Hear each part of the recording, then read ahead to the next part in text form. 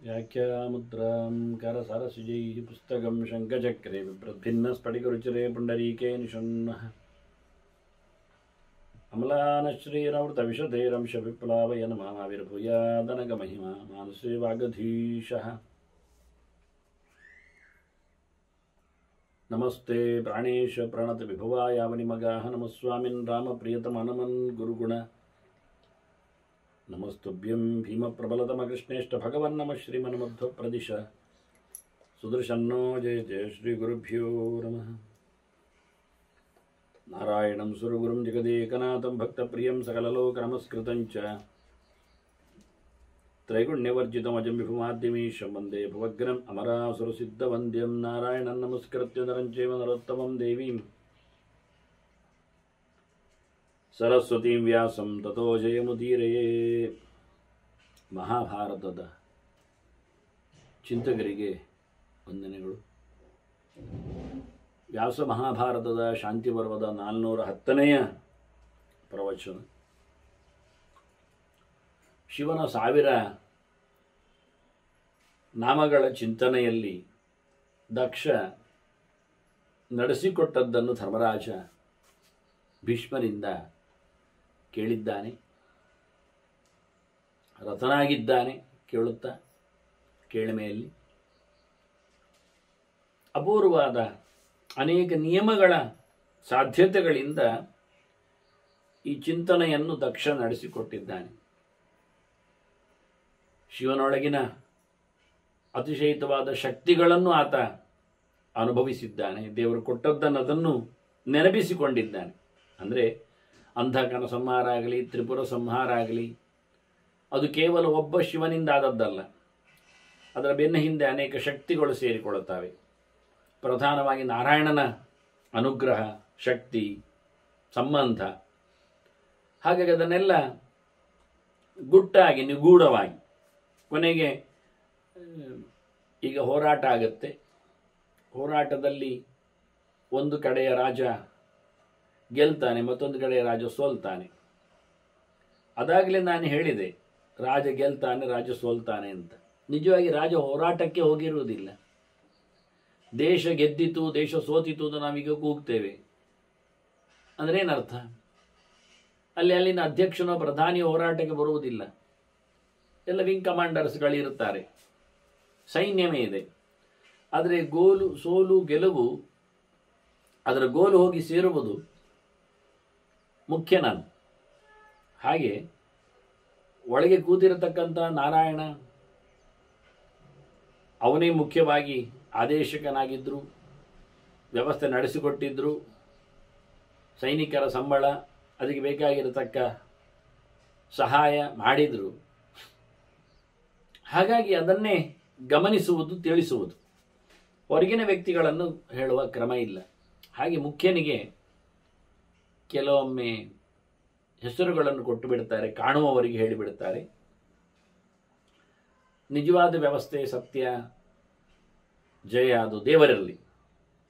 ಹೀಗೆ ಇದನ್ನೆಲ್ಲ ಆಯಾಮಗಳನ್ನಿಟ್ಟುಕೊಂಡು ಈ ಚಿಂತನೆಗಳನ್ನು ದಕ್ಷ ನಡೆಸಿಕೊಟ್ಟಿದ್ದಾನೆ. ಅವನಿಗೂ ಗೊತ್ತು, ಕೇಳುವವನಿಗೂ ಗೊತ್ತು. ಒಂದೊಮ್ಮೆ ಶಿವ ಪ್ರತ್ಯಕ್ಷನಾಗಿ ಕೇಳುತ್ತಾ ಇದ್ದರೂ ಸಹ ಇದು ನಾನಲ್ಲ, ನನ್ನದಲ್ಲ, ಪೂರ ನನ್ನಲ್ಲಿಲ್ಲ ಅನ್ನುವ ಬಗ್ಗೆ ಅವನಿಗೆ ಗೊತ್ತಿದೆ. ಆದರೆ ಹೇಳುವ ವಾಡಿಕೆ ಹೀಗಿರುತ್ತದೆ ಅಂತಲೂ ಗೊತ್ತಿದೆ. 10 ಬಣ್ಣಗಳು ನಿನ್ನಲ್ಲಿ ಉಂಟು ಎನ್ನುವುದನ್ನು ತಿಳಿಸಿಕೊಡ್ತಾನೆ. ಹರಿತಃ, ಲೋಹಿತಃ, ನೀಲಃ, ಹಸಿರು, ಕೆಂಪು, ನೀಲಿ, ಕೃಷ್ಣ, ರಕ್ತ ತಥಾ ಅರುಣ, ಅದರಂತೆ ಕಪ್ಪು, ಕೆಂಪು, ಮತ್ತೆ ಪಿಂಕ್, ಈಷದ್ರಕ್ತ, ಅದರಂತೆ ಕದೃಶ್ಚ, ಕಪಿಲಶ್ಚೈವ, ಕೆಂಪು ಹಳದಿ, ಕಂದು, ಕಪೋತಃ, ಪಾರಿವಾಳ ಕಲರ್, ಬೂದು, ಮೇಚಕಸ್ತತ, ಮತ್ತಷ್ಟು ರಾಡಿಯಾದ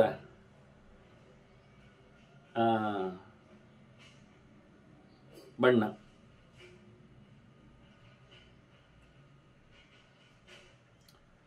ಒಂದು ದೃಷ್ಟಿಯಿಂದ ಮಣ್ಣು ಬಣ್ಣ ಇದ್ದ ಹಾಗೆ. ಇಲ್ಲಿಯ ಮಣ್ಣು ಹಾಗೆ, ಕೆಲವರ ಮಣ್ಣು ಕಪ್ಪೆ ಇರ್ತದೆ. ಅದು ಬ್ರೌನು ಅಲ್ಲ, ಕಂದು ಅಲ್ಲ, ಅಥವಾ ಹಳದಿ ಮಿಶ್ರಿತವಾಗಿರುತ್ತದೆ, ಆದರೆ ಹಳದಿ ಅಲ್ಲ. ಕೆಂಪು ಮಿಶ್ರಿತವಾಗಿದೆ, ಕೆಂಪಲ್ಲ. ಕಪ್ಪು ಮಿಶ್ರಿತವಾಗಿರ್ತದೆ, ಕಪ್ಪಲ್ಲ ಅನ್ನೋ ನೆಲೆಯಲ್ಲಿ ಇಷ್ಟು ಬಣ್ಣಗಳು ನಿನ್ನದು. ಈ ಬಣ್ಣಗಳ ಒಡೆಯ ನೀನು. ಈ ಬಣ್ಣ ಇದ್ದಲ್ಲಿ ನೀನು ಇರ್ತೀಯ. ಇದು ನಿನಗೆ ಪ್ರಿಯವಾದಂಥ ಬಣ್ಣಗಳು ಅಂದುಕೊಳ್ಳುವ ಎಲ್ಲ ಅರ್ಥಗಳು. ಈ ಬಣ್ಣದ ಸೃಷ್ಟಿಯಲ್ಲಿ ನಿನ್ನ ಕೈವಾಡ. ಇದಕ್ಕೆ ಬೇಕಾಗಿರತಕ್ಕಂಥ ಸತ್ವ ರಜಸ್ಸು ತಮಸ್ಸುಗಳು ಕಾಂಬಿನೇಷನ್ಸ್. ಬಿಳಿಗೆ ಸತ್ವ ಆದರೆ, ಕೆಂಪಿಗೆ ರಜಸ್ಸಾದರೆ, ಕಪ್ಪಿಗೆ ತಮಸ್ಸು. ಅದರಲ್ಲಿ ಮತ್ತೆ ಬಿಳಿ ಮತ್ತು ಕೆಂಪು ಸೇರಿಕೊಂಡಾಗ, ಕೆಂಪಿಗೆ ಬಿಳಿ ಸೇರಿಕೊಂಡಾಗ ಹೀಗೆ ಎರಡು ಮುಖ. ಸ್ವಲ್ಪ ಬಿಳಿ, ಹೆಚ್ಚು ಕೆಂಪು, ಹೆಚ್ಚು ಬಿಳಿ, ಸ್ವಲ್ಪ ಕೆಂಪು. ಇದರಿಂದ ಪಿಂಕ್ ಕಲರ್ ಮತ್ತೆ ಕಪಿಲ ವರ್ಣದೆಡೆಗೆ ನಾವು ಹೋಗ್ತೇವೆ. ಬೂದು ಬಣ್ಣದೆಡೆಗೆ ತಿರುಗ್ತೇವೆ ಸ್ವಲ್ಪ ಕೆಲವೊಮ್ಮೆ. ಅದು ಕಪ್ಪು ಮತ್ತು ಬಿಳಿ ಒಟ್ಟಾದಾಗ, ಕಪ್ಪು ಬಿಳಿ ಒಟ್ಟಾದಾಗ ಬೂದಿಗೆ ಹೋಗ್ತೇವೆ, ಬೂದು ಬಣ್ಣಕ್ಕೆ, ಬೂದಿ ಬಣ್ಣಕ್ಕೆ. ಕಪ್ಪಿಗೆ ಬಿಳಿ ಕಮ್ಮಿ ಬಿದ್ದಾಗ, ಕಪ್ಪಿಗೆ ಬಿಳಿ ಹೆಚ್ಚಿದ್ದಾಗ ಅದು ಸಿಮೆಂಟ್ ಕಲರಿಗೆ ತಿರುಗ್ತದೆ ಮತ್ತೆ. ಹಾಗೆ ಕೆಂಪಿಗೆ ಬಿಳಿ ಬಿದ್ದಾಗ ಅದು ನೋಡಿದೆವು. ಕೆಂಪಿಗೆ ವಾಸ್ತವವಾಗಿ ಕಪ್ಪು ಬಿದ್ದಾಗ,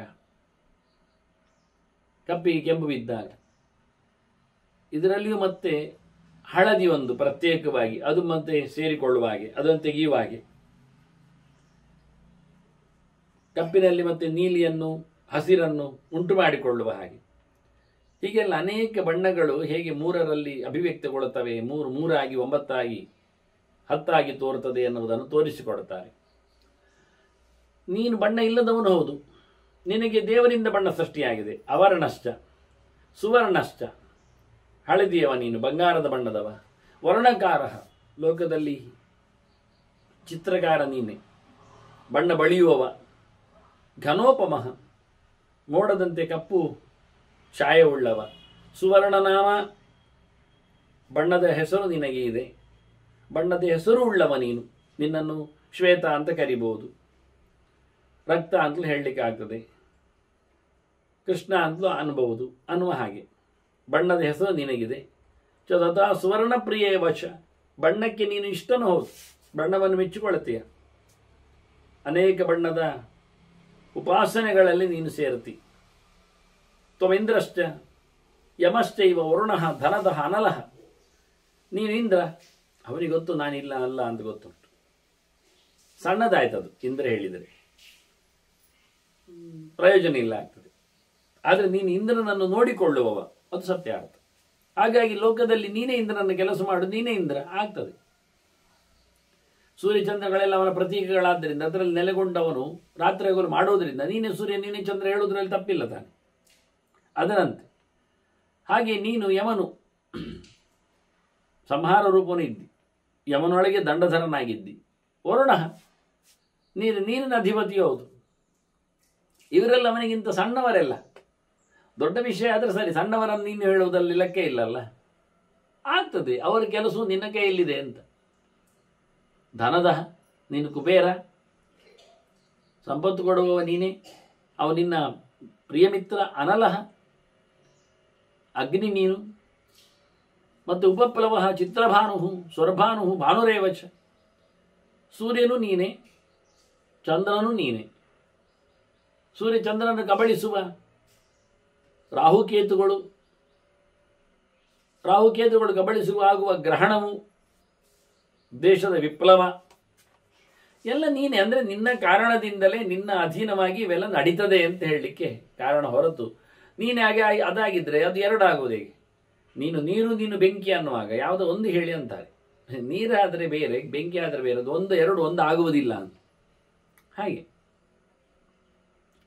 ಅದರ ಸೃಷ್ಟಿಗೆ ಕಾರಣನಾಗಿ ಪಂಚಭೂತಗಳಲ್ಲಿ, ಅದರ ದೇವತೆಗಳಿಗೆ ನೀನು ಸೃಷ್ಟಿ ಕಾರಣನಾಗಿ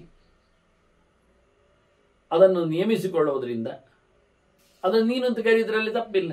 ಯದಧೀನಾಯ ಸತ್ತ ತದಿತ್ಯವ ಭಣ್ಯತೆ ಅಂತ ಭಾಷೆ ಅಲ್ವಾ, ನಿಯಮ ಅಲ್ವಾ? ಹಾಗೆ ಅಲಂಕಾರದ ಪರಮೋಚ್ಚವಾದ ಧ್ಯೇಯ ರೂಪಕವಾಗಿ ಅಲ್ವಾ? ಏನು ಚಂದ್ರ, ನೆಲದಲ್ಲಿ ಓಡಾಡುವ ಚಂದ್ರ ಕೃಷ್ಣ ಅಂದರೆ ಅಂತೇವೆ ನಾವು. ಅಂದರೆ ಮುಗಿಲಲ್ಲಿರುವ ಚಂದ್ರನಿಗಿಂತ ನೆಲದಲ್ಲಿ ಓಡುವ ಚಂದ್ರ ಇದು ಪೂರ್ಣಚಂದ್ರ, ಅದು ಯಾವತ್ತು ಚಂದ್ರ? ಮುಗಿಲಿನ ಚಂದ್ರನಿಗೆ ಕಳಂಕ ಇದೆ, ಮತ್ತೆ ಕ್ಷಯ, ಕಳೆ, ಹೀನತ್ವ ಇದೆ. ಈ ಕೃಷ್ಣಮೂರೆಗೆ ಎಂದೂ ಸಹ ಕಳೆ ಕಮ್ಮಿ ಆಗುವುದಿಲ್ಲ, ಕಳಂಕವೂ ಇಲ್ಲ. ಹೀಗೆ ಉಪಮೆಯನ್ನು ರೂಪಕವನ್ನೆಲ್ಲ ಕೊಟ್ಟಾಗ ನೀನೇ ಚಂದ್ರ ಅಂತ ಹೇಳೋದ್ರಲ್ಲಿ, ಕೃಷ್ಣಚಂದ್ರನನ್ನು ಬಾಲಚಂದ್ರ ಅಂತ ಹೇಳಿ ಕರೆಯುವುದರಲ್ಲಿ ತಪ್ಪೇನು ಬಂತು?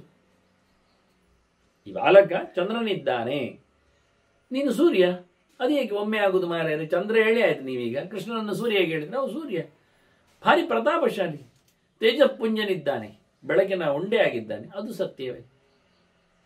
ಹಾಗಾಗಿ ಎಲ್ಲವನ್ನು ಹೇಳಲಿಕ್ಕೆ ಬರ್ತದೆ ಎನ್ನುವುದನ್ನು ಹೇಳಲಿಕ್ಕೋಸ್ಕರ ಇದನ್ನು ಅತಿಶಯಿತವಾದ ರೂಪಕದ ಚಿಂತನೆ ಅಂತ, ಮಾಲೋಪಮೆ ಅಂತ ಅರ್ಥ ಮಾಡಿ. ಇವ ಶಬ್ದ ಬೇಕಾಗಿಲ್ಲ, ಅತ್ಯಧಿಕವಾದ ಉಪಮೆ ಇದ್ದಲ್ಲಿ ಇವ ಹೇಳುವುದಿಲ್ಲ. ಚಂದ್ರನಂತೆ ಅಂತ ಹೇಳುವುದಿಲ್ಲ, ಚಂದ್ರನೇ ಅಂತ ಹೇಳಿಬಿಡುತ್ತೆ. ಹಾಗೆ ನೀನು ಇಂದ್ರ ಅಂತೇಳಿ ಇಂದ್ರನಂತೆ ಅಂತ ಹೇಳಬೇಕಾಗಿಲ್ಲ, ಅದು ಅರ್ಥವೇ. ಹೀಗೆ ಭಾಷೆಯ ಅನೇಕ ಸಾಧ್ಯತೆಗಳ ಅರ್ಥದಲ್ಲಿ ಇದನ್ನು ಚಿಂತನೆಯಲ್ಲಿ ತಂದಿದ್ದಾರೆ. ಹಾಗೆಯೇ ಹೋತ್ರಂ ಹೋತಾಚ ಹೋಮ್ಯಂಚ ಹುತಂಚೈವ ತಥಾ ಪ್ರಭುಂ, ಹೋಮದ ಸಂಬಂಧದಲ್ಲಿ ಹೋಮ ಮಾಡುವವನು, ಹೋಮದ ವ್ಯವಸ್ಥೆ, ಆನಂತರ ಆಹುತಿಗಳು, ಆನಂತರ ಕರ್ಮ, ಯಜ್ಞ, ಹೋಮದ ದ್ರವ್ಯ, ಅದಕ್ಕೆ ಸರಿಯಾಗಿ ಫಲವನ್ನು ಕೊಡುವ ಸ್ವಾಮಿತನ, ಎಲ್ಲವೂ ನಿನ್ನ ಕೈಯಲ್ಲಿದೆ, ನೀನೇ ಇದ್ದೀಯಾ ಅಂತ ಹೇಳಲಿಕ್ಕೋಸ್ಕರ. ಹೋಮ ಮಾಡುವವನು ಋತ್ವಿಗಿರ್ತಾನೆ, ಮಾಡಿಸುವವನು ಯಜಮಾನ ಇರ್ತಾನೆ, ಇಬ್ಬರು ಒಂದೇ ಅಲ್ಲಲ್ಲ. ದ್ರವ್ಯ ಆಜ್ಯವೋ ಚರ್ವೋ ಇರ್ತದೆ, ಅದು ಹೋತ್ರೆ ಆಗುವುದು ಹೇಗೆ? ಅದರಿಂದ ಫಲ ಸಿಗ್ತದೆ ಅವನಿಗೆ, ಫಲ ಬೇರೆ ಇದೆ. ಮಕ್ಕಳು ಫಲ ಆಗಿರ್ಬೋದು, ಜ್ಞಾನ ಫಲ ಆಗಿರ್ಬೋದು, ಅದವನೇ ಅಲ್ಲ, ಕೊಡುವವ ಇದ್ದಾನೆ ಫಲವನ್ನು ಭಗವಂತ. ಇಲ್ಲಿ ಕರ್ಮ ನಡೆದಿದೆ, ಯಜ್ಞ, ಅದರಿಂದ ಆರಾಧ್ಯನಾಗಿರ್ತಾನವ. ಈಗ ಅವೆಲ್ಲ ಪ್ರತ್ಯೇಕಗಳು, ಒಂದಾಗಲಿಕ್ಕೆ ಆಗುವುದೇ ಇಲ್ಲ. ಹೋಮವೇ ಅವನಾದರೆ ಆಹುತಿ ಕೊಡುವವನು ಯಾರು? ಆಹುತಿ ಅವನಾದರೆ ಕೊಡುವವನು ಯಾರು? ಮತ್ತೆ ಫಲವು ಅವನೇ ಆಗಿದ್ರೆ ಫಲ ಮತ್ತೆ ಕೊಡುವವನು ಯಾರು? ಫಲ ಯಾಕೆ ಕೊಡಬೇಕು? ಅವನೇ ಫಲ ಆದರೆ ಫಲ ಯಾಕೆ ಕೊಡಬೇಕು? ಮತ್ತೆ ಫಲಸ್ವಾಮಿ ಯಾಕಿರಬೇಕು? ಹೀಗೆ ಇವೆಲ್ಲ ಅರ್ಥ ಆಗ್ತದೆ ನಮಗೆ. ಅವನ ಅಂಡರಲ್ಲಿ ಅದೆಲ್ಲ ನಿಂತಿದೆ ಎನ್ನುವ ಉದ್ದೇಶದಿಂದ ಹಾಗೆ ಹೇಳ್ತಾ ಇದ್ದಾನೆ ಅಂತ ಅರ್ಥ ಆಗಿದೆ. ಇನ್ನಲ್ಲಿ ಉಪಯೋಗಿಸತಕ್ಕಂಥ ಮಂತ್ರಗಳು ತ್ರಿಸೋಪರ್ಣಂತದ ಬ್ರಹ್ಮ ಯಜುಷಾಂ ಶತರುದ್ರಿಯಂ. ಯಜುರ್ವೇದದಲ್ಲಿ 100 ಮಾತುಗಳಿವೆ ಶಿವನ ಬಗ್ಗೆ. ನಮೋ ಹಿರಣ್ಯಬಾಹವೇ ಸೇನಾನ್ಯಾಂಚಪತಯೇ ನಮಃ ಅಂತ ಹೇಳಿಕೊಂಡು ಅದನ್ನು ನಮಕ ಅಂತ ಕರೀತಾರೆ. ಮತ್ತು ನನಗೆ ಬರಬೇಕಾದ್ದು, ನೀನು ಕೊಡಬೇಕಾದ್ದು, ನಿನಗೆ ನಾನು ನಮಿಸಿದ್ದೇನೆ, ಪಡೆದಿದ್ದೇನೆ ಹೇಳುವಲ್ಲಿ ನಮೋ ಭವಾಯ ಚ ರುದ್ರಾಯ ಚ ಅಂತ ಹೇಳಿಕೊಳ್ಳುವಂತೆ, ಮತ್ತೆ ಮುಂದಕ್ಕೆ ಹೋಗುವಾಗ ಅಗ್ನಿಷ್ಟಮೆ ಇಂದ್ರಷ್ಟಮೆ ಸೋಮಷ್ಟಮ ಇಂದ್ರಷ್ಟಮೆ ಅಂತ ಹೇಳಿಕೊಂಡು ಚಮಕವನ್ನು ಅದು ನನಗೆ ಇದು ನನಗೆ ಅಂತ ಹೇಳುತ್ತಾ ಕೊಡುವವನಾಗಬೇಕು, ಸಿಗುವಂತಿರಬೇಕು, ಅವರ ಅಧೀನಕ್ಕೆ ನಾನು ಒಳಪಡಬೇಕು, ಅವರೆಲ್ಲ ನನಗೆ ಅನುಗ್ರಹಕ್ಕೆ ಮಾಡಲಿಕ್ಕೆ ಸಿಗಬೇಕು ಅನ್ನುವ ನೆಲೆಯಲ್ಲಿ ಅದನ್ನ 100 ಗಟ್ಟಲೆ ರುದ್ರನ ನಾಮವನ್ನು ಹೇಳಿದ ವೇದ ಮಂತ್ರ ಯಜುರ್ವೇದ. ಅತ್ತ ನಚಿಕೇತನ ಚಿಂತನೆಯಲ್ಲಿ ಬಂದಿರತಕ್ಕ ಸ್ವರ್ಗಾಗ್ನೇಯ ವಿದ್ಯೆಯನ್ನು ಹೇಳತಕ್ಕಂತಹ ತ್ರಿಸುಪರ್ಣ ಸೂಕ್ತ, ಅದರಲ್ಲಿ ಬರತಕ್ಕಂಥ ಚಿಂತನೆ, ಇವೆಲ್ಲ ನಿನ್ನ ವೈಭವವನ್ನು ಹೇಳುತ್ತದೆ. ವೇದೋಕ್ತನಾದ ನಿನ್ನನ್ನ ಮಹಿಮೆಯನ್ನು ಅಂತಹ ಸಂದರ್ಭಗಳಲ್ಲಿ ಹೆಚ್ಚಾಗಿ ತಿಳಿಸ್ತಾರೆ. ಪವಿತ್ರಂಚ ಪವಿತ್ರಾಣ ಮಂಗಳಾನಂಚ ಮಂಗಲಂ. ನೀನು ಶುದ್ಧಕ್ಕೆ ಶುದ್ಧ, ನೀನು ಮಂಗಳಕ್ಕೆ ಮಂಗಳ. ನಿನ್ನ ಹೆಸರು ಶಿವ, ನಿನ್ನ ಹೆಸರು ಹರ. ಶುದ್ಧ ಮಾಡ್ತೀಯ, ಎಲ್ಲವನ್ನು ಗುಡಿಸಿ ತೆಗೆದು ಕಶ್ಮಲವನ್ನು ದೂರಗೊಳಿಸಿ ಹಸನುಗೊಳಿಸುವವ ನೀನು. ಎಲ್ಲದರಲ್ಲಿ ಅತ್ಯಂತ ಎತ್ತರದ ಶುದ್ಧತೆಯನ್ನು ಕೊಟ್ಟು ನಮ್ಮನ್ನು ಕಾಪಾಡುವವನು ಮಂಗಳದೆಡೆಗೆ. ಬದುಕಿನಲ್ಲಿ ಮಾಂಗಲ್ಯ ಪ್ರಧಾನಾಗಿ ನೀನಿದ್ದೀಯ. ಅದರಂತೆ ಗಿರಿಕಃ ಹಿಂಡುಕಃ ವೃಕ್ಷಃ ಜೀವಃ ಪುದ್ಗಲೇವಚ, ಇವೆಲ್ಲ ಕೆಲವು ದರ್ಶನಗಳಲ್ಲಿನ ಪಾರಿಭಾಷಿಕ ಪದಗಳು. ಕೆಲವೊಮ್ಮೆ ಅದು ನಿನ್ನನ್ನೇ ಚಿಂತನೆಯಲ್ಲಿ ತರ್ತದೆ ಅಂತ. ನೀನು ಭಗವಂತನ ವಿಶೇಷವಾದ ಅನುಗ್ರಹದಲ್ಲಿ ಬದುಕುವುದರಿಂದ ನೀನು ಜೀವ. ನಿನ್ನನ್ನು ನಂಬಿಕೊಂಡೇ ಉಳಿದವರು ಬದುಕುವುದರಿಂದ ನೀನು ಜೀವ. ಜೀವೇತಿ ಎಲ್ಲರನ್ನು. ಹೇಗೆ? ಮನಸ್ಸಿನ ಮೂಲಕ. ಮನಸ್ಸಿಲ್ಲದಿದ್ದರೆ ಮನುಷ್ಯನ ಬದುಕು ಹೇಗೆ? ಅದರ ಕಲ್ಪನೆಯೇ ಅಸಂಗತ ಆಗತ್ತೆ. ಹಾಗೆ ನೀನು ಉದ್ಗಲನೂ ಇದ್ದಿ. ಪ್ರತಿಯೊಬ್ಬರನ್ನು ಸಹ ರಕ್ಷಣೆ ಮಾಡುವಲ್ಲಿ ನೀನು ನೆಲೆಗೊಂಡಿರುವೆ. ಅವರ ಪಾಪವನ್ನು ನುಂಗಿ ಹಾಕುವ ನೀನು ಲೋಕದಲ್ಲಿ. ಒಂದರ್ಥದಲ್ಲಿ ನಿಗರಣೆ ಧಾತ್ವರಿ ಗಲ, ಅದರಂತೆ ಪುತಿ ಎನ್ನುವುದು ನರಕದ ವಾಕ್ಯ, ಕಶ್ಮಲವನ್ನು ಹೇಳುವಂಥದ್ದು, ಅದನ್ನು ದೂರ ಮಾಡುವಂಥದ್ದು. ವಿಶೇಷವಾಗಿ ಪಾಪದ ನಿವೃತ್ತಿಯಲ್ಲಿ ನೀನು ಕಾರಣ ಇದ್ದೆ. ಪಾಪಕರ್ಮದ ಅರಿವನ್ನು ಕೊಡುವ ಮೂಲಕ ಎಚ್ಚರವನ್ನು ಕೊಡತಕ್ಕಂಥ ಶಿಕ್ಷಕನು ನೀನು. ಅದು ಆಗ್ತದೆ. ಅದರೊಟ್ಟಿಗೆ ಎಲ್ಲವನ್ನು ನಾಶ ಮಾಡುವವನು, ಮತ್ತೆ ಬೆಟ್ಟದಷ್ಟು ದೊಡ್ಡ ಮಟ್ಟಿನ ಆನಂದದಲ್ಲಿ ನಿಲ್ಲುವವನು,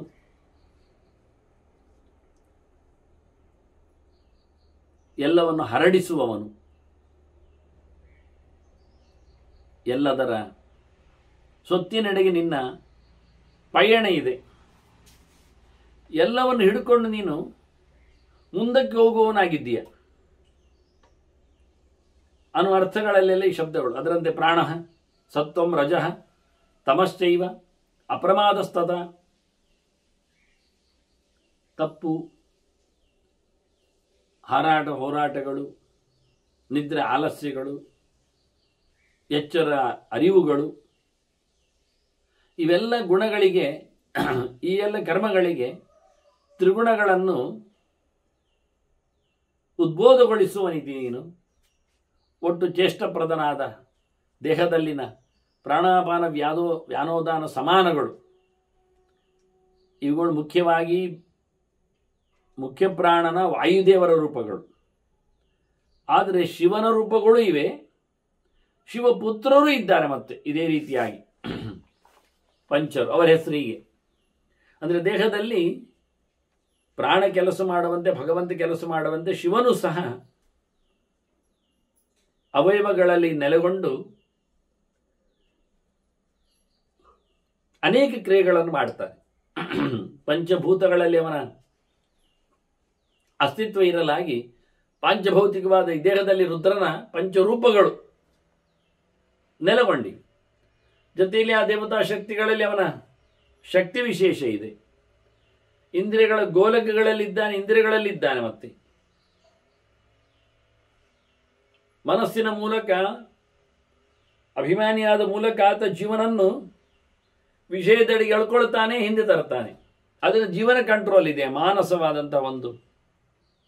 ಕೆಲವೊಮ್ಮೆ ಹಗ್ಗ ಕಟ್ಟಿದ ನಾವು ತುಡುಗು ದನವನ್ನು ಕೈಯಲ್ಲಿ ಹಿಡ್ಕೊಳ್ಳಿಕ್ಕಾಗದಿದ್ದಾಗ ಬಿಟ್ಟು ಬಿಡ್ತೇವೆ. ಮತ್ತೆ ಹಿಡಿದಾಗ ಅದು ನಮ್ಮನ್ನು ಜಗುತ್ತದೆ, ನಾವು ಅದನ್ನು ಜಗುತ್ತೇವೆ. ಕೆಲವೊಮ್ಮೆ ನಮ್ಮ ಕೈಗೆ ಅದು ಬರ್ತದೆ, ಕೆಲವೊಮ್ಮೆ ಅದರ ಕೈಗೆ ನಾವು ಸಿಗ್ತೇವೆ. ನಾವು ಹೋದಲ್ಲಿ ಅದು ಬರ್ತದೆ, ಕೆಲವೊಮ್ಮೆ ಅದು ಹೋದಲ್ಲಿ ನಾವು ಹೋಗ್ತೇವೆ, ಅದು ಹೇಳ್ಕೊಂಡು ಹೋಗ್ತದೆ. ಹಾಗೆ ಮನಸ್ಸು ರುದ್ರದೇವರ ಅಭಿಮಾನ್ಯದಲ್ಲಿ ಇರಲಿಕ್ಕೆ ಹೋಗಿ ಅದು ಕೆಲವೊಮ್ಮೆ ಜೀವನನ್ನು ಎಳಿತದೆ, ಕೆಲವೊಮ್ಮೆ ಜೀವ ಅದನ್ನು ಎಳ್ಕೊಳ್ತಾನೆ. ಹಾಗಾಗಿ ಜೀವನ ಕೈಯಲ್ಲಿ ಕೆಲವೊಮ್ಮೆ ಮನಸ್ಸು ಸಿಗ್ತದೆ, ಕೆಲವೊಮ್ಮೆ ಮನಸ್ಸಿನ ಕೈಯಲ್ಲಿ ಜೀವ ಸಿಕ್ಕಿಬಿಡ್ತಾನೆ.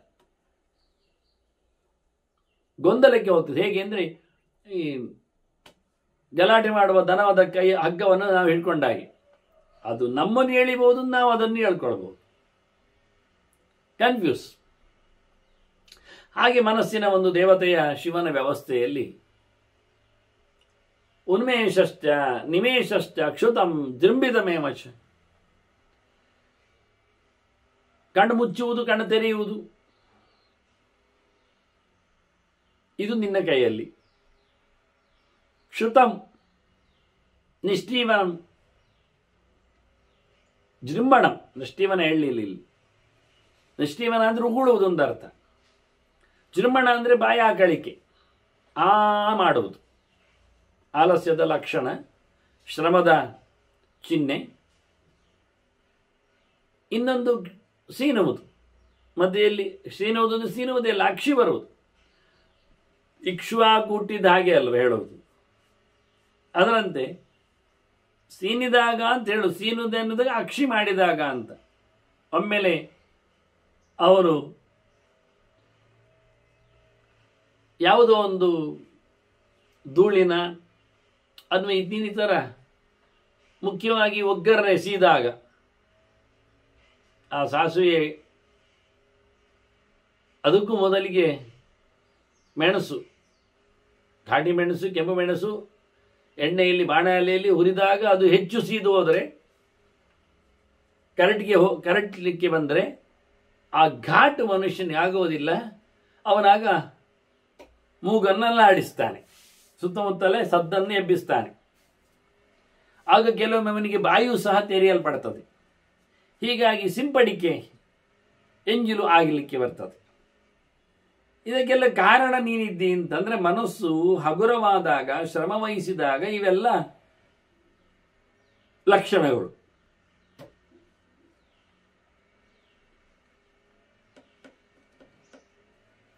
ಅದಾಗಲೇ ಜ್ವರದ ಪ್ರವೇಶ ಮಾಡಿಸಿ ವೃತ್ರಾಸುರನಿಗೆ ಬಾಯಿ ತೆಗೆಯುವಂತೆ ಮಾಡಿದ್ದ. ಬಾಯಿ ತೆಗೆಯುವುದು ಅಂದರೆ ಆಗ ಹೇಳಿದ್ನಲ್ಲ, ಶ್ರಮದ ಲಕ್ಷಣವಾಗಿ ಆಕಳಿಸುವುದು ಅಂತ. ಹಾಗೆ ಮಾಡಿದ್ದು, ಅದರಿಂದಲೇ ಅವನು ಸತ್ತದ್ದು. ಅವನೊಳಗೆ ಆಗ ವಜ್ರಾಯುಧವನ್ನು ಎಸೆಯುವ ಮೂಲಕ. ಹೀಗೆ ನೀನು ಸಹಜವಾಗಿ ಉಳಿದವರಿಗೆ ಆಕಳಿಸುವಂತೆ, ಅಂದರೆ ಶ್ರಮ ಬರುವಂತೆ ಮನಸ್ಸಿಗೆ ನಡೆಸಿಕೊಡ್ತೀಯ. ಲೋಹಿತಾಂತರ್ಗತ ದೃಷ್ಟಿ ಮಹಾವಕ್ತರ ಮಹೋದರ, ಬಹಳ ದೊಡ್ಡ ಮಟ್ಟಿನ ಹೊಟ್ಟೆ ಅಥವಾ ಬಹಳ ದೊಡ್ಡ ಮಟ್ಟಿನಲ್ಲಿ ಕೊಡಬೇಕಾದ ಜನವರಿಗೆ ಕೊಟ್ಟು ಸಂತೋಷ ಪಡುವವ. ಹಾಗೆ ಬಹಳ ದೊಡ್ಡ ಮಟ್ಟಿನ ಬಾಯಿ, ಮೂರೆ, ಉಪದೇಶವನ್ನು ಕೊಡಲಿಕ್ಕೆ ಅದರ ಗತ್ತು ದೊಡ್ಡತನ. ಅಂದರೆ ನಿನ್ನ ಕಣ್ಣು ಅದು ಒಳಗೋಗಿದೆ, ಅದು ಕೆಂಪಾಗಿದೆ.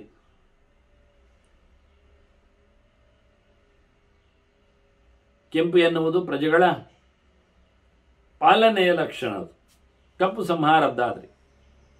ಹಾಗಾಗಿ ಲೋಕಕ್ಕೆ ನೀನು ಮಂಗಳವನ್ನುಂಟು ಮಾಡ್ತಾ ಇದ್ದೀಯ. ಕಣ್ಣು ಮುಚ್ಚುವುದಿಲ್ಲ, ಕಣ್ಣು ಬಿಚ್ಚುವುದೂ ಅಲ್ಲ, ಆ ರೀತಿಯಾಗಿ. ಸುಚೀರೋಮ ಹರಿಸ್ಮಶ್ರು, ಹೊಟ್ಟೆ ದೊಡ್ಡದು ಅಂತ ಹೇಳಿದ್ರು ಮಹೋದರ ಅಂತ. ಅದು ಗಣಪತಿಯ ಲಕ್ಷಣ ಸಾಮಾನ್ಯವಾಗಿ, ದೊಡ್ಡ ಹೊಟ್ಟೆ. ಇವರದ್ದು ರೋಮ ಸೂಜಿಯಾಗಿ ಚೂಪ್, ಮತ್ತೆ ಬಣ್ಣದ ಕೂದಲು, ಗಡ್ಡ, ಕೆಂಚು ಗಡ್ಡ ಬೇರೆ ಉಂಟವನಲ್ಲಿ. ಊರ್ಧ್ವಗೇಶ, ನಿವೆರಿನಿಂದ ಮೇಲಕ್ಕಿನ ತಲೆಗೂದಲುಗಳು. ಚಲಾಚಲ, ಸ್ಥಾಣು ಹೌದವನು, ಸಂಚಾರಶೀಲನು ಹೌದು. ನಿಂತರೆ ಗುಡ್ಡೆಯಾಗಿ ನಿಂತಿರ್ತಾನೆ, ಹೋದರೆ ತಿರುಗಾಡ್ತಾನೇ ಇರ್ತಾನೆ. ಹಾಗಾಗಿ ಎರಡೂ ಸಾಮರ್ಥ್ಯವನ್ನಲ್ಲಿ ಉಂಟು.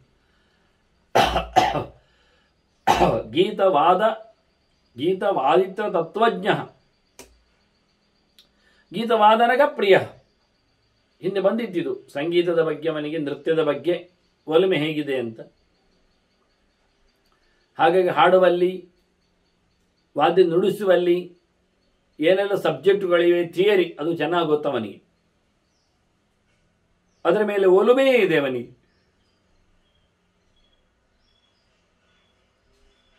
ಅದನ್ನು ಕೇಳುವವನು, ಆನಂದಿಸುವವನು. ಮತ್ತೆ ಚಂಚಲ ಇದ್ದಾನೆ. ಮತ್ಸ್ಯ ಚಂಚಲ ಜಾಲ್ಯ ಅಕಲ ಕೇಲಿಕಲ ಕಲಿಹಿ ಅಕಾಲಶ್ಚ ಅತಿಕಾಲಶ್ಚ ದುಷ್ಕಾಲ ಕಾಲಯೇವಚ. ಇಲ್ಲಿ ಕಲ ಮತ್ತು ಕಾಲ ಇದೆರಡು ಶಬ್ದವನ್ನು ದುಡಿಸಿದ್ದಾನೆ ದಕ್ಷ.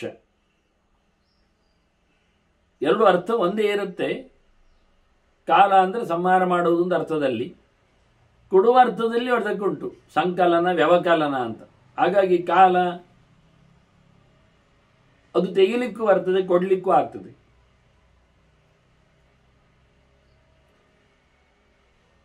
ಆ ಅರ್ಥದಲ್ಲಿ ಕಲವು ಸೇರ್ತದೆ. ಇಲ್ಲಿ ಪ್ರಾರಂಭದಲ್ಲಿ ಮತ್ಸ್ಯ ಜಲಚರ ಜಾಲ್ಯ ಅಕಲ ಕೇಲಿಕಲ ಕಲಿಹಿ ಅನ್ನುವಲ್ಲಿ ಕಾಲದ ಬಗ್ಗೆ ಹೇಳಿದ ಬಗ್ಗೆ ಕಲದ ಬಗ್ಗೆ ಹೇಳಿದ್ದಾನೆ. ಕ ಅಂದರೆ ನೀರು, ಅದರಲ್ಲಿ ಇರುವಂಥದ್ದು ಅಂತ ಅರ್ಥ. ನೀರು ಕೊಡುವವನು, ನೀರು ತೆಗೆಯುವನೆಲ್ಲ ಅರ್ಥ ಬರ್ತದೆ. ಹಾಗಾಗಿ ನೀರು ಪ್ರಾಣಿಗಳ ಬಗ್ಗೆ ಮತ್ಸ್ಯ ಮತ್ತೆ ಜಲಚರ, ಅದೇ ಮೀನಿನಲ್ಲಿ ಇರುವುದು, ನೀರಿನಲ್ಲಿ ಇರುವುದು ಅದು ಬೇರೆ ಇರ್ತದೆ. ನೀರಿನಲ್ಲಿ ಕಪ್ಪೆಯೂ ಬರ್ತದೆ, ಅದು ಲೆಕ್ಕಕ್ಕೆ ಸೇರ್ತದೆ. ಮತ್ತೆ ಜಾಲ್ಯ ಅಂತ ಹಿಡಿದಾಗುವಂಥದ್ದು ಅಥವಾ ಜಾಲಪಾದಗಳನ್ನೆಲ್ಲ ಪಡೆದದ್ದು, ಜಾಲರಿಯಂತೆ ತನ್ನ ವೇಷವನ್ನು ಹಾಕಿಕೊಂಡದ್ದು, ಆ ನಮ್ಮನ್ನು ಹಿಡಿದಾಗುವಂಥದ್ದು ಹೆಚ್ಚು.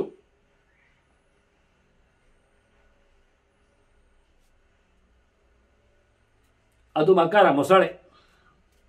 ಹಾಗೆ ಅಕಲಹ ನೀರಿನಲ್ಲಿ ಇಲ್ಲದೇ ಇರ್ತದೆ, ನೀರಲ್ಲಿಯೂ ಇರ್ತದೆ, ನೀರು ಬೇಕಾಗಿಲ್ಲ, ಅದು ಕೂರ್ಮ.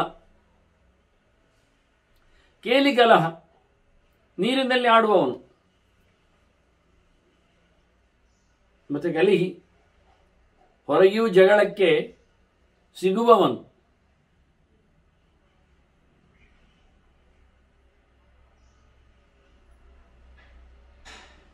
ಕಾಲ ಇವನ ಕೆಲಸ ಮಾಡುವುದಿಲ್ಲ ಇವನಲ್ಲಿ. ಇವನು ಕಾಲವನ್ನು ಅತೀತನಾಗಿಸಿದ್ದಾನೆ, ದಾಟಿದ್ದಾನೆ. ಉಳಿದವರಿಗೆಲ್ಲ ಇವನು ದುಷ್ಟಕಾಲನಾಗ್ತಾನೆ, ದುಷ್ಟರಿಗೆ. ಒಳ್ಳೆಯವರಿಗೆ ಸತ್ಕಾಲನೂ ಆಗಿದ್ದಾನೆ. ಮೃತ್ಯು ಕ್ಷುದಶ್ಚ ಕೃತ್ಯಶ್ಚ ಪಕ್ಷ ಅಪಕ್ಷಕ್ಷಯಂಕರ. ದೇವರ ಪಕ್ಷದವರಿಗೆ ಇಂಬು ಕೊಡುವವ, ದೇವರ ಪಕ್ಷ ಅಲ್ಲದವರನ್ನು ನಾಶ ಮಾಡುವವ. ಧರ್ಮದ ಪಕ್ಷ, ಸತ್ಯದ ಪಕ್ಷ ಬೇಕು.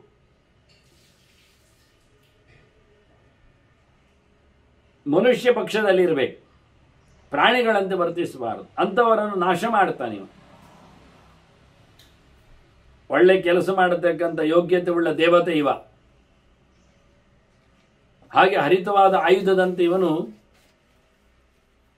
ಜೋರಿದ್ದಾನೆ, ಸಂಹಾರ ಕಾರಣನಿದ್ದಾನೆ. ಮೇಘಕಾಲ ಮಹಾದಂಷ್ಟ ಸಂವರ್ತಕ ಬಲಾಹಕ. ಪ್ರಳಯ ಕಾಲದ ಮೋಡ ಇವ, ದೊಡ್ಡ ಮಳೆ ಸುರಿಸಲು ಕಾರಣನಾಗಿದ್ದಾನೆ. ಹಾಗೆ ಸಂಹಾರ ಕಾಲದ ಮೋಡದಂತೆ ಕಪ್ಪಾಗಿ ಕಾಣುತ್ತಾನೆ ದೊಡ್ಡ ಮಟ್ಟಿನಲ್ಲಿ. ಅದರಲ್ಲಿ ಮಹಾದಂಷ್ಟ ಸಂಹಾರಕ್ಕೆ ಕಾರಣವಾದಂತಹ ಕೋರೆದಾಡೆ. ಇದನ್ನು ಕೃಷ್ಣನ ವಿಶ್ವರೂಪದಲ್ಲಿ ಅರ್ಜುನ ನೋಡಿ ಹೇಳ್ತಾರೆ, ದಂಷ್ಟ್ರಾಕರಾಳಾನಿ ತಚ್ಚೆ ವಿಷಾನಿ ಮುಖಾನಿ. ಹಾಗೆ ಭೀಕರವಾದ ಶಿವನ ರೂಪದ ಬಗ್ಗೆಯೂ ಚಿಂತನೆ ಕೊಡ್ತಾನವ.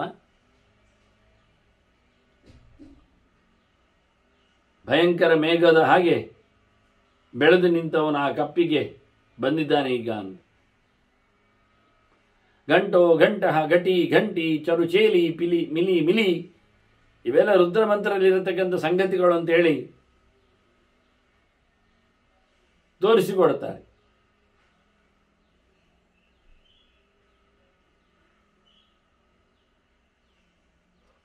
ಆಯಾ ಮಂತ್ರಗಳಿಗೆ ಅಲ್ಲಿದ್ದೇ ಆಗಿರತಕ್ಕಂಥ ಕೆಲವು ಅರ್ಥಗಳಿವೆ. ಎಲ್ಲವನ್ನು ಸಿಗುವಂತೆ ಮಾಡುವವನು, ಎಲ್ಲೆಡೆ ಸಂಚಾರ ನಡೆಸಿದವನು, ಸಂಚರಣಶೀಲನನ್ನು ಪಾಲಿಸುವವನು, ಒಂದೀತು ಸಮಯ ತಪ್ಪದೆ ಕರಾರುವಾಕ್ಕಾದ ಸಮಯ ಪಾಲನೆಯಲ್ಲಿ, ಸಮಯ ಪ್ರಜ್ಞೆಯಲ್ಲಿ ಆತ ಲೋಕದಲ್ಲಿ ಇದ್ದಾನೆ.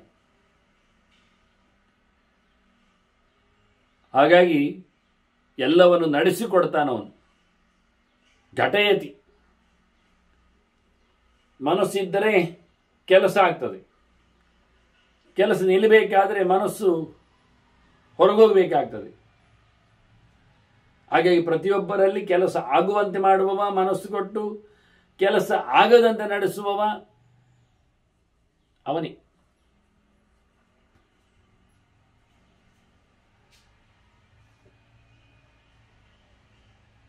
ಬ್ರಹ್ಮಕಾಯಿಕಂ ಅಗ್ನೀನ, ಅಗ್ನಿಗಳಿಗೆ ಬೃಹತ್ತಾಗಿರತಕ್ಕಂಥ ರೂಪವುಳ್ಳವನಿವನು. ಬೆಂಕಿಯಲ್ಲಿ ಇವನ ದೇಹ ಕಾಣ್ತದೆ, ಸುಡಲಾರದ ದೇಹ ಇವನಲ್ಲಿ ಕಾಣ್ತದೆ. ಅಗ್ನಿಗಳಿಗೆ ಇವನು ದೇಹ ಕೊಟ್ಟವನು, ಯೋಗ್ಯವಾದದ್ದು. ದಂಡಿ ಮುಂಡ ತ್ರಿದಂಡ ಧೃತ್, ಇವನು 3 ದಂಡವನ್ನು ಇಟ್ಕೊಂಡಿದ್ದಾನೆ. ತ್ರಿಕರಣಪೂರ್ವಕವಾದ ಬದ್ಧತೆಯನ್ನು ಅದರೊಟ್ಟಿಗೆ ಅದರ ತ್ಯಾಗವನ್ನು ಮನಸ್ಸಿನಲ್ಲಿ ನಿಂದೆ ಮಾಡೋದು ಬಿಟ್ಟಿದ್ದೇನೆ, ಕಾಯಿಕವಾಗಿ ಇನ್ನೊಬ್ಬರಿಗೆ ತೊಂದರೆ ಕೊಡಲಿಕ್ಕಿಲ್ಲ, ಮಾನಸಿಕವಾಗಿ ಬೈಯುವುದನ್ನು ನಡೆಸುವುದಿಲ್ಲ ಅನ್ನೋ ಮಟ್ಟಿನಲ್ಲಿ 3 ವ್ಯವಸ್ಥೆಗಳು ವಾಸ್ತವವಾಗಿ. ಅದಕ್ಕಾಗಿ ತ್ರಿಕರಣ ದಂಡನೆ ಇದೆ ಹೇಳಲಿಕ್ಕೋಸ್ಕರ 3 ದಂಡ ಕೈಯಲ್ಲಿ.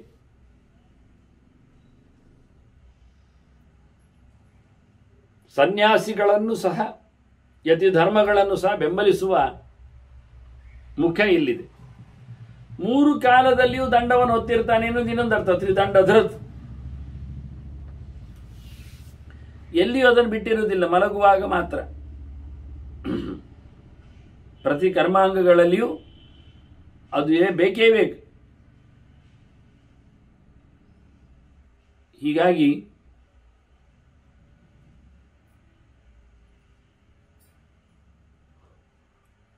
ಶುದ್ಧವಾದ ವೈರಾಗ್ಯ ಮೂರ್ತಿಯ ಲಕ್ಷಣ ಹೇಳಿದಾಗೆ ಚತುರ್ಯುಗ, ಚತುರ್ವೇದ, ಚತುರ್ಹೋತ್ರ ಪ್ರವರ್ತಕ ಮತ್ತೆ ಚಾತುರಾಶ್ರಮ್ಯ ನೇತಾ ಚ ಚಾತುರ್ವರ್ಣ್ಯಕರಶ್ಚ. 3 ಯುಗಗಳಲ್ಲಿ ಇರುವವನು, 3 ಯುಗಗಳನ್ನು ನಿಯಮಿಸುವವನು ಅನ್ನೋ ನೆಲೆಯಲ್ಲಿ ಶಿವನನ್ನು ಕರೆದಿದ್ದಾನೆ. 3 ಯುಗದ ಧರ್ಮಗಳು ಪ್ರತ್ಯೇಕವಾಗಿವೆ, ಅದರಲ್ಲೆಲ್ಲ ನಿಲುಕುವವನಿವನು. ಮತ್ತು 4 ವೇದಗಳಲ್ಲಿಯೂ ಇವನಿಗೆ ಸ್ಥಾನಮಾನ ಇದೆ. ನಾರಾಯಣ, ಲಕ್ಷ್ಮಿ, ಪ್ರಾಣ, ಭಾರತೀಯರ ನಂತರದಲ್ಲಿ ಅರ್ಥದಲ್ಲಿ ಶಿವಪರವಾಗಿ ವೇದ ಅದು ತೆರೆದುಕೊಳ್ತದೆ. ಮುಖ್ಯವಾಗಿ ಅಲ್ಲಿ ಶೇಷ ಬರ್ತಾನೆ, ಸ್ವಲ್ಪ ನಂತರದಲ್ಲಿ ಗರುಡನ, ನಂತರದಲ್ಲಿ ಶಿವನ ವ್ಯವಸ್ಥೆ. ಈ ರೀತಿಯಾಗಿ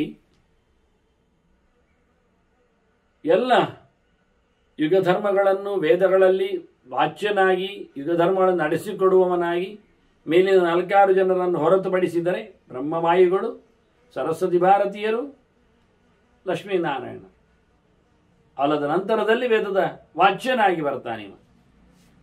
ಹಾಗೆ ಚತುರ್ಹೋತ್ರ ಪ್ರವರ್ತಕ 4 ಪ್ರಕಾರ ಯಜ್ಞಗಳನ್ನು ನಡೆಸುವವನು. ಋತ್ವಿಕ್ ಅಂದರೆ ಋಗ್ವೇದದ, ಯಜುರ್ವೇದ, ಸಾಮವೇದದ ಮತ್ತು ಅಥರ್ವವೇದದ ಋತ್ವಿಗಳು 16 ಜನ ಸೇರಿ ಯಜಮಾನದ 17ನೆಯ ವ್ಯವಸ್ಥೆ. ಪತ್ನಿಯನ್ನು ಇಟ್ಟುಕೊಂಡಾಗ 18. ಇವರೆಲ್ಲರಲ್ಲಿ ನೆಲೆಗೊಂಡವ ಎಲ್ಲ ಹೋಮ ಹವನಗಳನ್ನು ನಡೆಸಲು ತಯಾರಾಗುವನು, ಮಾಡಿಸಿಕೊಡುವವನು. 4 ಪ್ರಕಾರದವರಿಂದಲೂ ಆಗುವಂತಹ ಯಜ್ಞ ಸಂಭಾರಗಳನ್ನು, ಎಲ್ಲರ ಆಶ್ರಮಗಳ ಧರ್ಮಗಳನ್ನು ಮಾಡುವವನು. ಸ್ವಯಂ ಬ್ರಹ್ಮಚಾರಿ ಹೋದವನು, ಶುದ್ಧ ಗೃಹಸ್ಥನಾಗಿಯೂ ವಾನಪ್ರಸ್ಥನಾಗಿ ಎಲ್ಲವನ್ನು ತೊರೆದುಕೊಂಡು ಮೌನವಾಗಿ ಸನ್ಯಾಸ ಧರ್ಮವನ್ನು, ಒಂದು ದೃಷ್ಟಿಯಿಂದ ಬೇರೆ ಬೇರೆ ಅವತಾರಗಳನ್ನು ಇಟ್ಟುಕೊಳ್ಳಿಕ್ಕೆ ಬರ್ತದೆ. ಅಶ್ವತ್ಥಾಮನಾಗಿ ಬ್ರಹ್ಮಚಾರಿಯಾಗಿದ್ದಾನವ. ಶಿವನಾಗಿ ಅವನು ಗೃಹಸ್ಥನಾಗಿದ್ದಾನೆ. ಗೃಹಸ್ಥನಾಗಿದ್ದಾಗಲೂ ಭಿಕ್ಷೆಗೆ ಹೋಗಿದ್ದಾನವ. ದುರ್ವಾಸನಾಗಿ ಅವ ಸನ್ಯಾಸಿಯಾಗಿದ್ದಾನೆ. ಹೀಗಾಗಿ ಈ ಪ್ರಕಾರದಲ್ಲಿ ವಾನಪ್ರಸ್ಥನಾಗಿ ಶುಕನಾಗಿ ವಾನಪ್ರಸ್ಥನಿದ್ದಾನವ. ಇಲ್ಲ, ಅವನ ಅವತಾರ ರೂಪಗಳಿವೆಲ್ಲ. ಚಾತುರ್ವರ್ಣ್ಯಕರಶ ಸಹ ಮತ್ತೆ ಬ್ರಾಹ್ಮಣಾದಿ ಜಾತಿಗಳ ವ್ಯವಸ್ಥೆಯಲ್ಲಿ ಅವನ ಕೈವಾಡ ಇದೆ. ಅದನ್ನು ಮಾಡಿದವನು ಚಿಂತನೆ ಅನುಕೂಲ ಮಾಡಿಕೊಡುತ್ತಾನೆ. ಬ್ರಾಹ್ಮಣನಿಗೆ ಕಲೀಲಿಕ್ಕೆ ಮನಸ್ಸು ಕೊಡಬೇಕು, ಕ್ಷತ್ರಿಯರಿಗೆ ಹೋರಾಡಲಿಕ್ಕೆ ಮನಸ್ಸು ಬೇಕು, ವೈಶ್ಯರಿಗೆ ಸತ್ಯನಿಷ್ಠವಾಗಿ ವ್ಯಾಪಾರ ಮಾಡಲಿಕ್ಕೆ ಬೇಕು, ಮತ್ತು ಶೂದ್ರನಿಗೆ ಕರ್ಮ ಮಾಡಲಿಕ್ಕೆ, ಪ್ರಾಮಾಣಿಕವಾಗಿ ಕೆಲಸ ಮಾಡಲಿಕ್ಕೆ ಅವನಿಗೆ ಮನಸ್ಸು ಬರಬೇಕು. ಹೀಗಾಗಿ 4 ಜಾತಿಯವರ ಕೆಲಸವನ್ನು ನಡೆಸಿಕೊಡುತ್ತಾನೆ. ಸದಾಚ ಅಕ್ಷಪ್ರಿಯ ದ್ಯೂತ ಧೌರ್ತ ಗಣಾಧ್ಯಕ್ಷ ಗಣಾಧಿಪ. ಇವ ಅಕ್ಷಪ್ರಿಯ, ದಾಳ ಹಾಕ್ತಾನೆ, ದಾಳ ಉರುಳಿಸ್ತಾನೆ. ಕವಡೆ ಹಾಕ್ತಾನೆ. ಅಕ್ಷ ಅಂದರೆ ಕವಡೆ ಹೆಸರು. ಜೂಜಾಡುತ್ತಾನೆ ಇವನು. ಜೂಜಾಡುವ ಎಲ್ಲ ಮೋಸಗಾರ, ಒಂದು ಧೂರ್ತ ಇವ, ಮೋಸಗಾರ ಇವ. ಅಂದರೆ ಜೂಜಾಡುವವರಲ್ಲಿ ನಿಲ್ತಾನೆ, ಮನಸ್ಸು ಕೊಟ್ಟು ಜೂಜಾಡಿಸ್ತಾನೆ, ಅಲ್ಲಿ ಮೋಸವನ್ನು ಕಬಳಿಸ್ತಾನೆ, ಕಳಿಸ್ತಾನೆ. ಅಲ್ಲಿ ಆಡುವವರಲ್ಲಿ ಟೀಮ್ ಲೀಡರ್ ಇದ್ದಾನೆ, ಗಣಾಧ್ಯಕ್ಷ, ಅದು ಇವನೇ ಅಂತ. ಮತ್ತೆ ಗಣಾಧಿಪ, ಹೌದು, ಅಧ್ಯಕ್ಷ ಅಂದರೆ ಆ ಆಟವನ್ನು ನೋಡುವವ, ಅಂಪೈರ್ ಇದ್ದ ಹಾಗೆ. ಗಣಾಧಿಪ ಆ ಟೀಮಲ್ಲಿ ಲೀಡರ್, ಕೆಲಸ ಮಾಡುವಲ್ಲಿ ಅದರ ಲಾಭವನ್ನು ಹಂಚುವವ, ಪಡೆಯುವವ. ಇದು ಇನ್ನೊಂದು ಅರ್ಥ ನೋಡಿದರೆ, ಸದಾ ಅಕ್ಷಪ್ರಿಯ ಅಂದರೆ ಆಡ್ತಾನೆ ಅಂತ ಅರ್ಥ ಅಲ್ಲ. ಅಕ್ಷಕಾಯಿ ಅಂದರೆ ವೇದವೇ ಹೇಳ್ತದಲ್ಲ, ಅಕ್ಷೈರ್ಮಾದೀವ್ಯ ಕೃಷಿಮತ್ ಕೃಷಸ್ವ ಅಂತ. ಆಡಬೇಡ, ಪಗಡೆ ಆಡಬೇಡ, ಜೂಜ್ ಆಡಬೇಡ, ಮತ್ತೆ ದುಡ್ಡು ಬೇಕಲ್ಲ ಬದುಕಲಿಕ್ಕೆ, ಅಗ್ರಿಕಲ್ಚರ್ ಮಾಡ, ತೋಟ ಕೆಲಸ ಮಾಡ, ಕೃಷಿ ಮಾಡ, ಊಟ ಸಿಗ್ತದೆ, ಸ್ವಚ್ಛವಾಗ್ತದೆ, ಇನ್ನೊಬ್ಬರಿಗೆ ಊಟ ಕೊಡಲಿಕ್ಕೆ ಬರ್ತದೆ, ಹಾಡಬೇಡ.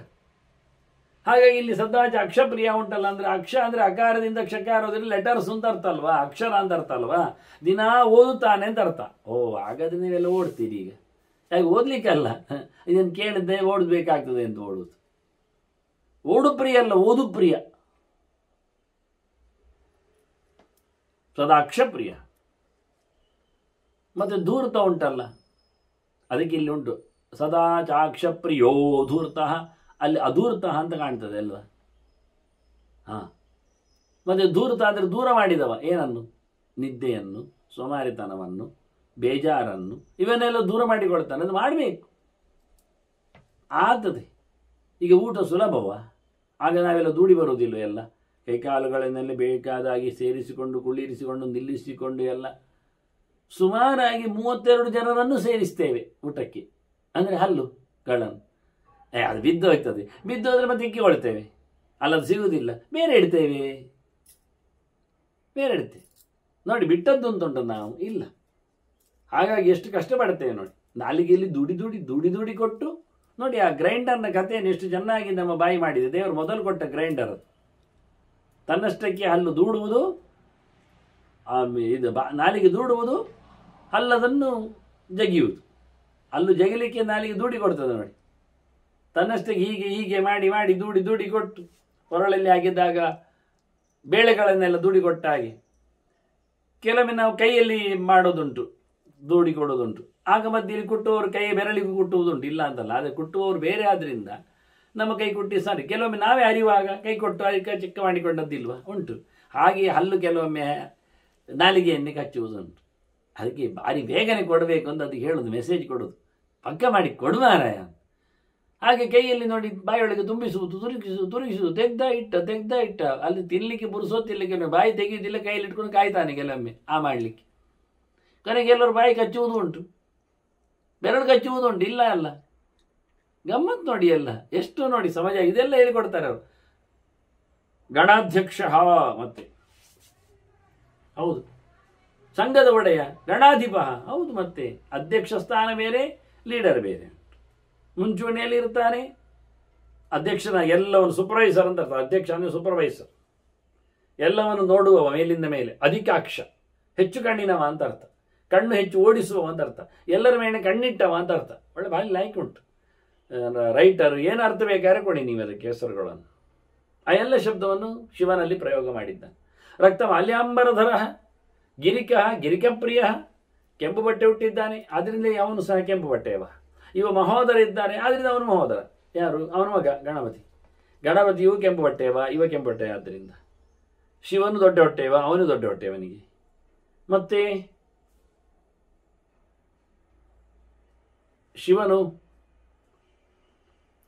ಅವನು ಹೆಚ್ಚು ಕೂಡಲೇ ಪ್ರಸಾದ ಕೊಡುವವನು, ಕ್ಷಿಪ್ರ ಪ್ರಸಾದನು. ಗಣಪತಿಯು ಕ್ಷಿಪ್ರ ಪ್ರಸಾದ, ಬೇಗನೆ ಇಂಬು ಕೊಡ್ತಾನೆ. ಆ ರೀತಿಯಾಗಿ ಗಿರಿಕ, ದೊಡ್ಡ ಬೆಟ್ಟದಾಗಿ ಕಾಣುವವನು, ಬೆಟ್ಟದಲ್ಲಿ ಸಿಗುವವನು.